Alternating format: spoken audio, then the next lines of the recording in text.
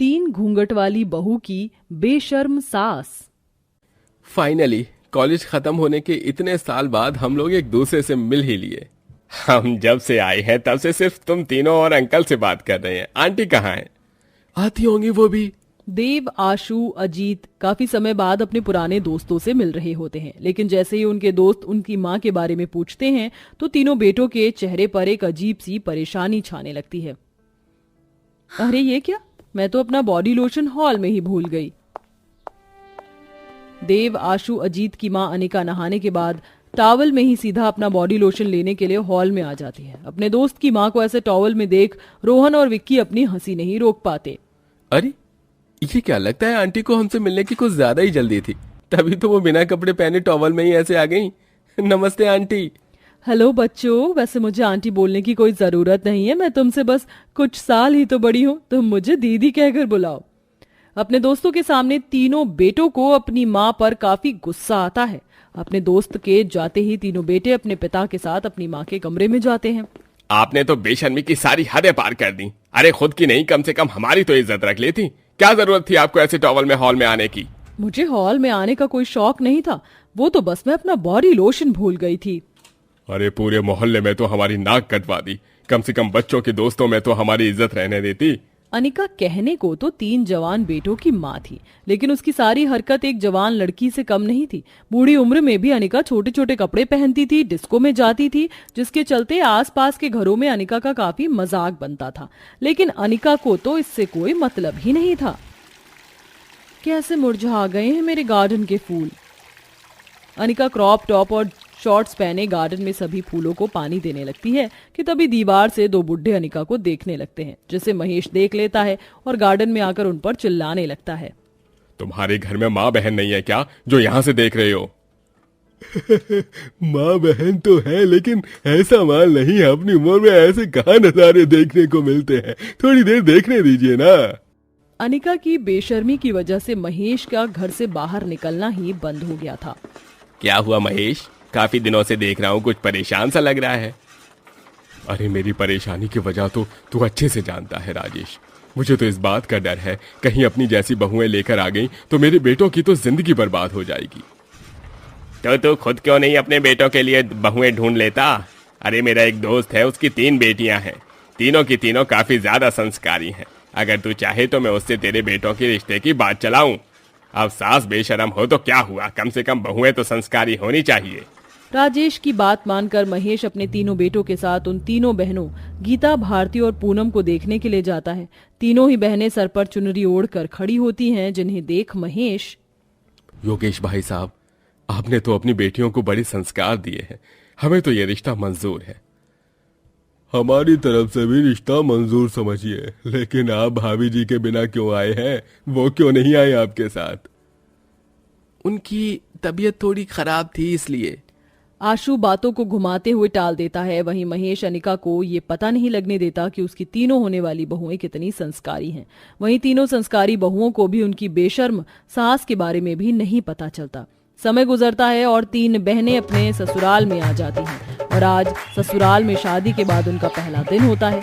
तीनों बहुएं सुबह सुबह उठकर भगवान की पूजा पाठ कर घूंघट ओढ़े किचन में जाती हैं और अपने सास ससुर के लिए चाय बनाकर उनके कमरे में ले जाती हैं। माँ जी उठिए, चाय पी लीजिए।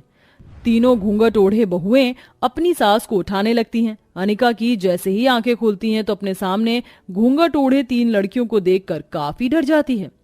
कौन हो तुम? कहीं तुम मेरे घर चोरी करने तो नहीं आई? अरे माँ जी, हम तो आपकी बहुएं हैं, ये गीता, ये पूनम और मैं भारती। लेकिन तुम तीनों ऐसे घूंघट में क्यों हो? वो क्या है ना, तुम्हारी तीनों बहुएं तुम्हारी तरह बेशरम नहीं, बल्कि घूंघट ओढ़ने वाली संस्कारी बहुएं हैं।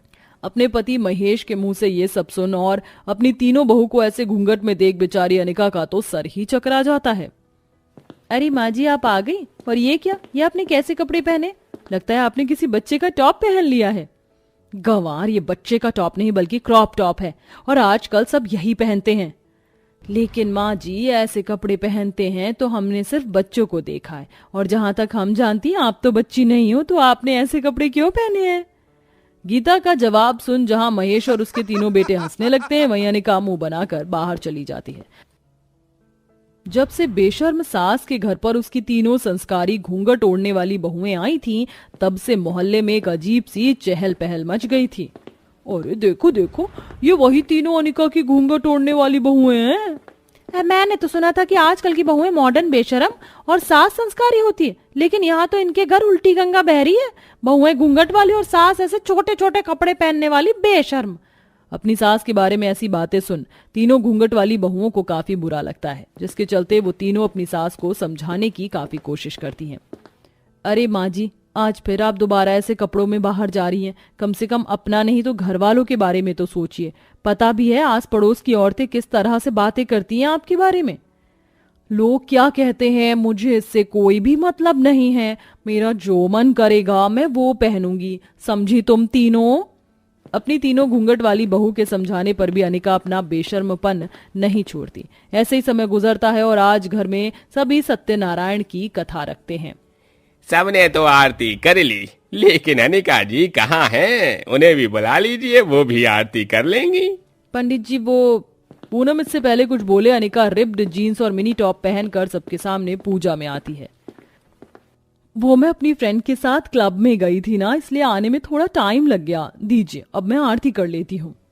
हे भगवान, महेश जी, हमें आपसे ये उम्मीद नहीं थी। आपने तो हमें यहाँ बुलाकर हमारी और हमारी पूजा की बेइज्जती की है। आज के बाद कोई भी पंडित आपके घर में कभी किसी पूजा या कथा के लिए नहीं आएगा।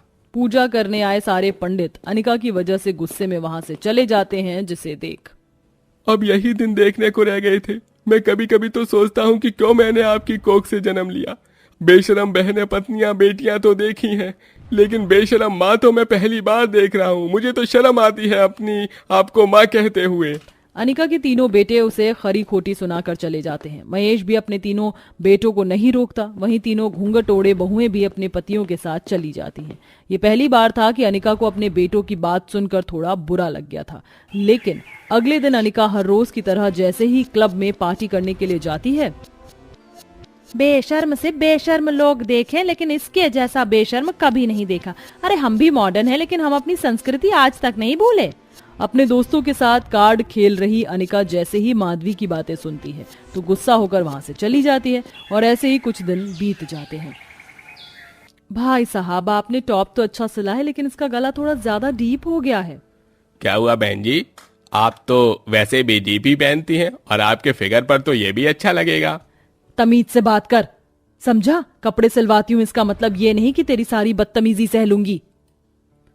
वो टॉप अनिका टेलर के मुंह पर फेंक कर गुस्से में घर चली आती है। अनिका नोटिस करने लगी थी कि उसके इस बेशर्मपन की वजह से हर कोई उसके बारे में उल्टी सीधी बातें करता है, जिसके चलते उसके परिवार की काफी ज्यादा बेइज्जती होती है। ऐसे ही कुछ दिन गुजर जाते हैं। सारा परिवार साथ में बैठकर नाश्ता कर रहा होता है कि तभी वहां साड़ी पहने, सर पर पल्लू ओढ़े अनिका आती है।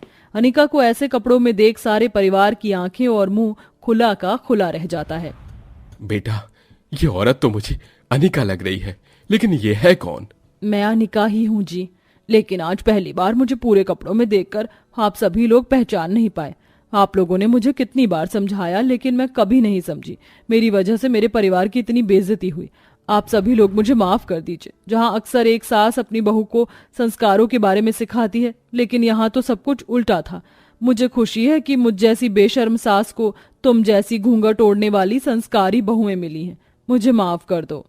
नहीं माँ जी, हमसे माफी मत मांगिए। दरअसल गलती इसमें आपकी नहीं है। हम जो करते हैं कहीं ना कहीं अपने आसपास के माहौल से ही सीखते हैं। हम सब धीरे धीरे अपनी संस्कृति को भूलकर वेस्टर्न कल्चर को अपना रहे हैं, जो काफी हद तक हमारे लिए गलत है। वेस्टर्न कपड़े पहनना कोई गलत बात नहीं है, लेकिन अपने संस्कारों को भूलना गलत बात है। अनिका अपनी तीनों घूंघट ओढ़ने वाली बहू की बातों को अच्छे से समझ जाती है। इसके बाद अपने सारे छोटे मॉडर्न कपड़े छोड़ साड़ी पहनती है और पूरा